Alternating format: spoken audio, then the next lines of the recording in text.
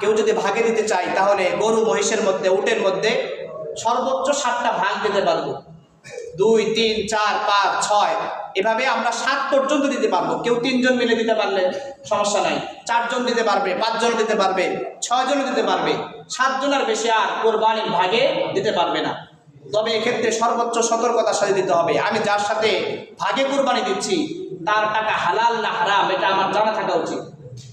আমার টাকা হালাল, তার টাকা হারাম, 2 জনের কোরবানি একসাথে হলে ওই হারাম টাকার কারণে আমার কোরবানি আদায় হবে না।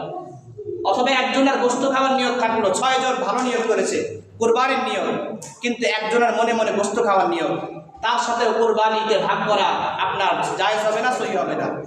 এমনিভাবে একজন সুদখোর ব্যক্তি, আপনি জানেন সে সমাজের সুদখোর, তার সাথে আপনি ভাগে কোরবানি দিলেন, আপনার কোরবানি সহি হবে না। একজন বেনামাজি ব্যক্তি, তার সাথে আপনি কোরবানিতে ভাগ দিলেন, আপনার কোরবানি সহি হবে না। কারণ নামাজ পড়া হলো ফরজ আর কোরবানি দেওয়া ওয়াজিব। নামাজের চেয়ে একটু নিচের পর্যায়ে হচ্ছে কোরবানি। এখন একজন ব্যক্তি নামাজই পড়ে না, সে যদি আপনার সাথে ভাগে কোরবানি দেয় তাহলে আপনার কোরবানির মধ্যে সমস্যা হওয়ার অনেক আশঙ্কাই রয়ে গেছে। এজন্য আমরা ভাগে কোরবানি অবশ্যই দেওয়ার চেষ্টা করব। তবে আমরা খেয়াল রাখবো আমার যে শরীক আছে, শরীক তার টাকা পয়সা হালাল কিনা, তার মন মানসিকতা ভালো কিনা।